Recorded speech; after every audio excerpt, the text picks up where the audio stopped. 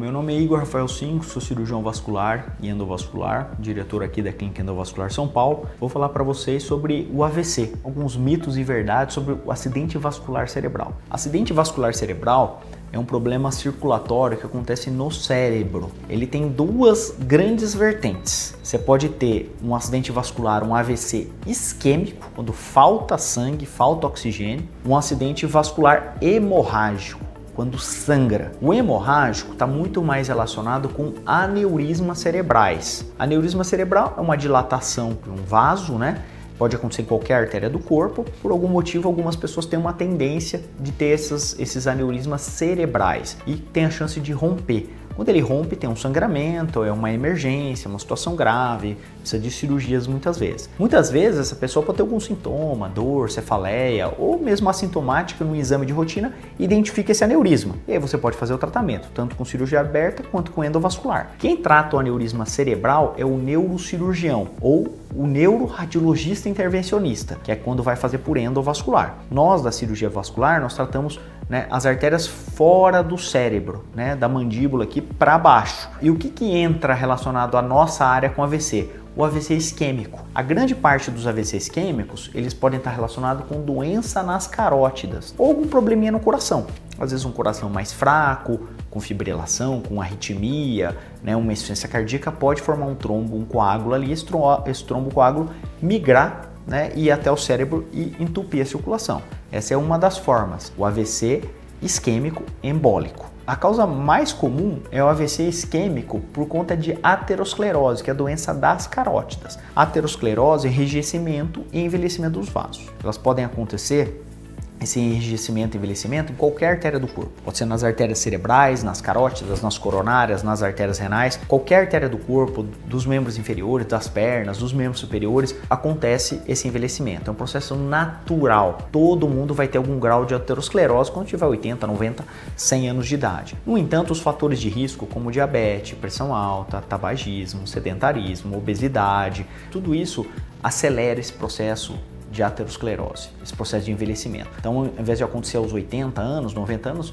pode acontecer muitas vezes aos 40 anos. Então, essa aterosclerose na carótida é uma das principais causas de AVC isquêmico, pela falta de circulação. Então, é uma doença onde vai acontecer o estreitamento do vaso, por depósito de gordura, por calcificação. Esse estreitamento ele pode ter placas que podem se ulcerar, podem romper, pode embolizar, e detrito para a circulação, entupir a circulação. Pode ter uma oclusão da carótida completa, ela entupir completamente. O grau de sintoma do AVC está relacionado com a quantidade de massa encefálica que vai ser afetada. Então, por exemplo, você pode ter um AVC que vai pegar só a área da visão. Então, às vezes a pessoa pode ter, perder a visão de um olho, pode ser transitório, ela pode perder e recuperar. Isso daí é chamado acidente isquêmico transitório. Como se fosse um pré-AVC. É um aviso pra gente que está em iminência de ter AVC e é uma urgência para indicar o tratamento também. Se você pega uma área da fala, a pessoa pode ter dificuldade de comunicação.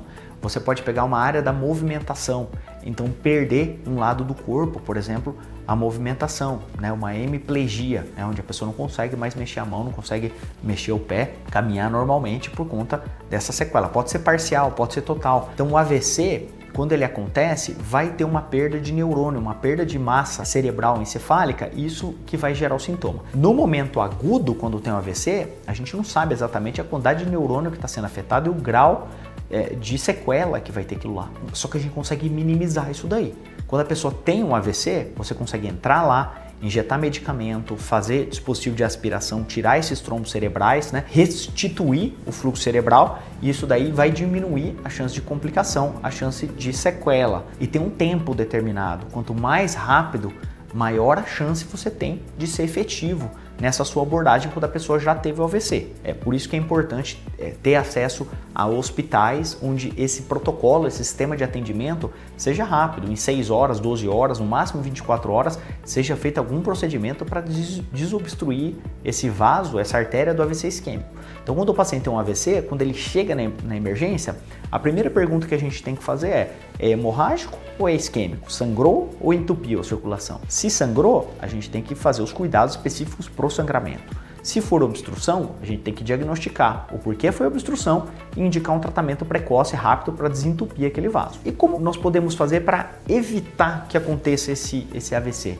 Essa é a pergunta principal, né? O que a gente tem, o objetivo principal nosso hoje é o quê? Educação, né, para que os pacientes que têm os fatores de risco, que têm uma certa idade, procurem atendimento antes de ter o AVC, antes de ter o derrame. Então, se você faz os exames de rotina, faz seu check-up vascular, identificou que você tem uma plaquinha na carótida, nós vamos acompanhar essa placa. Dependendo da quantidade de obstrução, da condição da placa, se é estável, instável, uma série de questões técnicas, muitas vezes a gente vai indicar a abordagem antes do AVC. Isso daí vai evitar que uma série de pacientes venha a desenvolver AVC no futuro. Identificar o problema, saber o que você tem, é muito importante, né? Não pode ter medo de ir no médico, e medo de ir no cirurgião vascular, e medo de ir no cardiologista e enfrentar esses problemas. Principalmente se você for tabagista, diabético, tiver histórico familiar, tiver mais de 50 anos, você precisa fazer o seu check-up vascular. No check-up, o que o cirurgião angiologista vai fazer? Um exame físico, vai conversar com você, identificar todos os fatores, ver toda a sua circulação, fazer um Doppler, né? Muitas vezes a gente faz um check-up completo, acaba olhando a carótida, olhando a aorta abdominal, olhando os membros inferiores, a parte venosa, a parte arterial.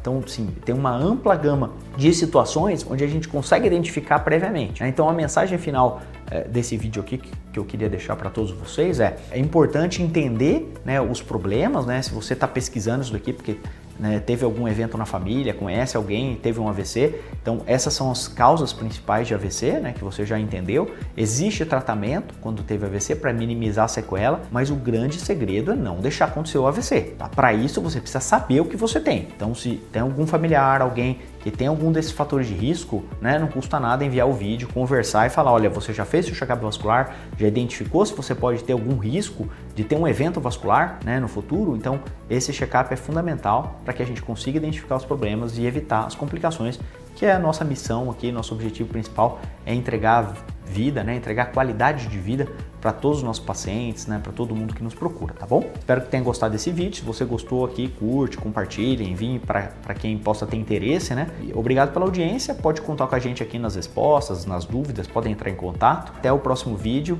né? Espero que tenha gostado.